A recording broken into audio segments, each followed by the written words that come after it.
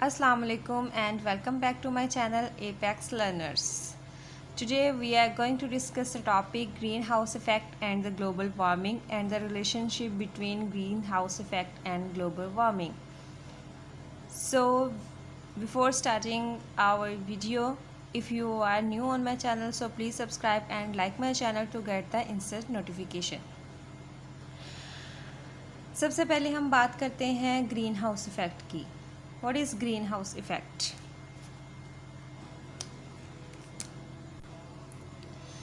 Let's suppose ये हमारे पास अर्थ है,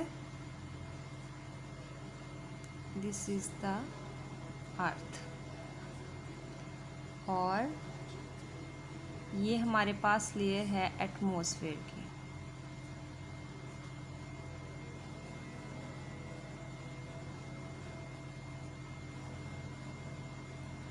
अब होता क्या है कि हमारे एटमॉस्फेयर में डिफरेंट किस्म की गैसेस मौजूद होती हैं. उन गैसेस में हमारे पास one of these gases we have the carbon dioxide in atmosphere. Atmosphere में कार्बन डाइऑक्साइड भी होता है और वाटर वेपर्स भी होती हैं. और let's suppose this is the sun. अब होता क्या है कि सन से जो हीट की रेडिएशंस आती हैं ज़मीन पर, वो इस एटमॉस्फेयर की लेयर्स में से क्रॉस कर जाती हैं. ये जो हमारे पास एटमॉस्फेयर की लेयर है जहाँ पे डिफरेंट गैसेस हैं, वाटर वेपर्स हैं, तो सूरज की जो रेडिएशंस आती हैं वो यहाँ से क्रॉस करती हुई अर्थ की तरफ चली जाती हैं. अब ये जो रेडिएशंस आई हैं, यहाँ से कुछ रेडिएशंस ऐसी होती हैं जो अर्थ एब्जॉर्ब कर लेती है और कुछ रेडिएशंस होती हैं जिसको ये इमिट बैक कर देती है. अब ये रेडिएशन जो है अर्थ से टकरा के बैक इमिशन इनकी हो जाती है, और अर्थ जो है वो इट्स सेल्फ रेडिएशंस प्रोड्यूस करती हैं, ये रेडिएशन इमिट्स करती हैं, जिनको हम कहते हैं IR radiations. IR means infrared radiations. अब यहाँ से अर्थ से जो है वो हीट की जो रेडिएशंस आई थी वो भी इमिट हो रही हैं और इंफ्रारेड रेडिएशन भी इमिट हो रही हैं. अब होता क्या है कि ये जो इंफ्रारेड रेडिएशन अर्थ में से निकल रही हैं, ये वाटर वेपर्स और जो कार्बन डाइऑक्साइड है, ये इंफ्रारेड रेडिएशन को अपने अंदर से पास होकर एटमॉस्फेयर की लेयर से बाहर नहीं जाने देते. यहाँ पे अर्थ के ऊपर जो है वो सूरज से आने वाली रेस भी जा रही हैं, as well as infrared radiations भी जा रही हैं. हीट रेस और इंफ्रारेड रेडिएशंस की वजह से, जो कि इस एटमॉस्फेयर से बाहर पास नहीं होने देता कार्बन डाइऑक्साइड और वाटर वेपर्स, यहाँ पे हमारे पास जो है वो एक लेयर बनने लग जाती है.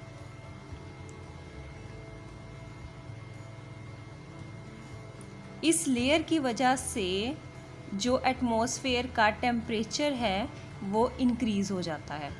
इंफ्रारेड रेडिएशंस एटमॉस्फेयर से बाहर नहीं जा रही हैं. क्यों? क्योंकि वाटर के वेपर्स और कार्बन डाइऑक्साइड इनको अपने अंदर से पास होने की परमिशन नहीं दे रहे हैं. ऑन द अदर हैंड जो सन से रेडिएशंस आ रही हैं, हीट रेडिएशंस, वो भी अर्थ से टकराकर कुछ अर्थ एब्जॉर्ब कर रही है, कुछ जो है ये इमिट बैक हो रही हैं. तो इन दोनों रेडिएशंस की वजह से हमारे पास जो एटमॉस्फेयर का टेम्परेचर है वो इंक्रीज़ हो जाता है. So this is basically called the green house effect. इस टेम्परेचर का इंक्रीज़ होना हमारे लिए फ़ायदेमंद है. क्यों? क्योंकि हमारी बॉडी को, ह्यूमन बीइंग्स को, और जो जितने भी ज़मीन पर एनिमल्स या बर्ड्स हैं, जितने भी जानदार मौजूद हैं, सबको ज़िंदा रहने के लिए टेम्परेचर बहुत ज़्यादा ना तो हाई चाहिए होता है, ना ही बहुत ज़्यादा लो चाहिए होता है. सो अगर यहाँ पे हमारे पास ज़मीन पे ग्रीन हाउस इफ़ेक्ट ना हो रहा हो तो टेम्परेचर जो है वो ज़मीन का ऑलमोस्ट -20 डिग्री सेल्सियस तक जा सकता है, which is not possible for human beings as well as for animals and birds. तो ये ग्रीन हाउस इफ़ेक्ट की वजह से हमारा जो एटमॉस्फेयर का टेम्परेचर है, मीडियम टेम्परेचर, ये चला जाता है 15 डिग्री सेल्सियस तक. तो अगर ग्रीन हाउस इफ़ेक्ट को देखा जाए तो this is suitable for us, ये हमारे लिए नुकसानदेह नहीं है. It is important for us. On the other hand अगर हम बात करें ग्लोबल वार्मिंग की, तो ग्लोबल वार्मिंग जो है वो ग्रीन हाउस इफ़ेक्ट के साथ कैसे रिलेट कर रही है. हमारे पास ज़मीन पे डिफरेंट जो हैं वो प्लांट्स भी हैं और ह्यूमन बींग्स भी हैं। अब होता क्या है कि हमारे पास जो ह्यूमन बींग्स हैं, ह्यूमंस हैं, वो क्या करते हैं, वो कार्बन डाइऑक्साइड रिलीज़ करते हैं और ऑक्सीजन को एब्जॉर्ब करते हैं या इनहेल करते हैं। कार्बन डाइऑक्साइड को रिलीज़ करते हैं या एक्सेल करते हैं। ऑन द अदर हैंड अगर हम प्लांट्स को देखें तो प्लांट्स क्या करते हैं, कार्बन डाइऑक्साइड को एब्जॉर्ब करते हैं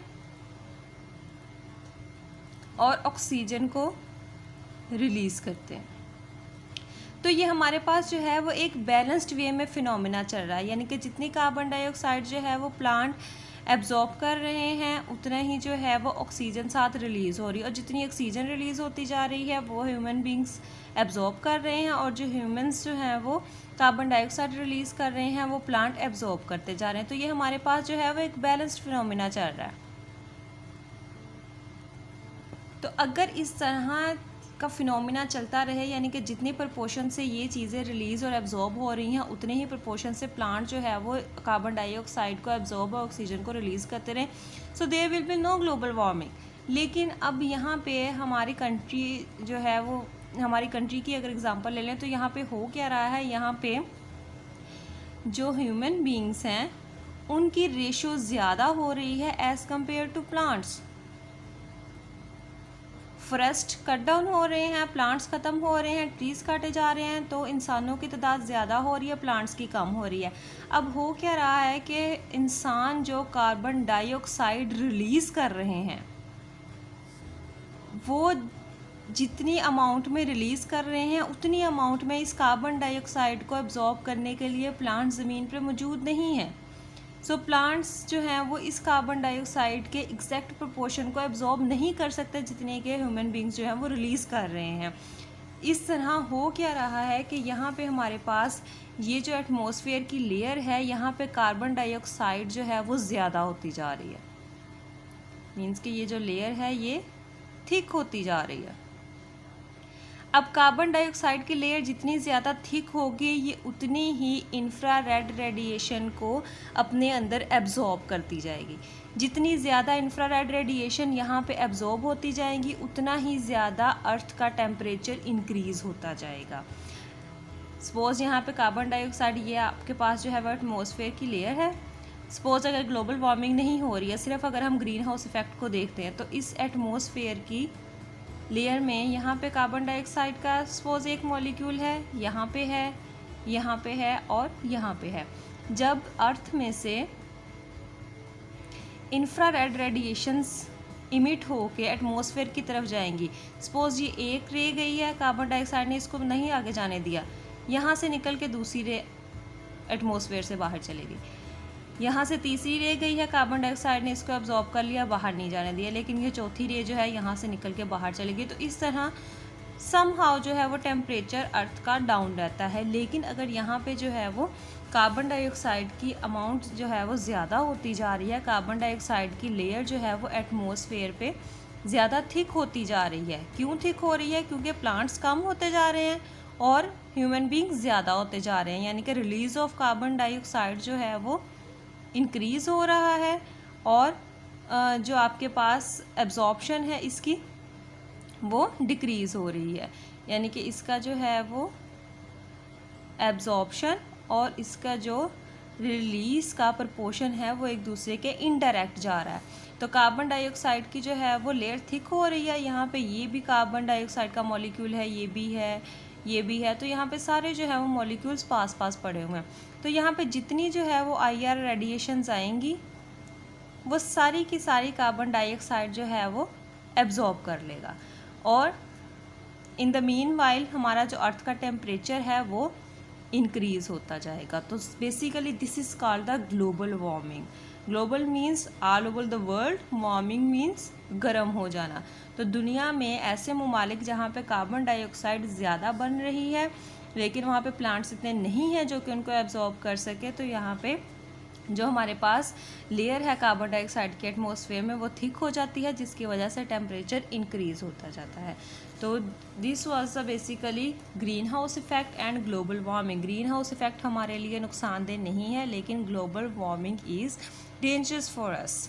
इतना ज़्यादा टेम्परेचर, इतना ज़्यादा हाई टेम्परेचर जो कि दिन ब दिन बढ़ता ही चला जा रहा है, वो हमारे लिए सूटेबल नहीं है। So these were basically the explanation of green house effect and the global warming, और ये दोनों के दरमियान में रिलेशन था। आई होप आप लोगों को समझ आ चुकी होगी। अगर आप लोगों को कोई भी कन्फ्यूजन है इस टॉपिक से related, so please comment section में जाके आप मुझसे पूछिए। I will give answer to you all of questions. Thank you so much. Stay blessed and अल्लाह हाफिज़।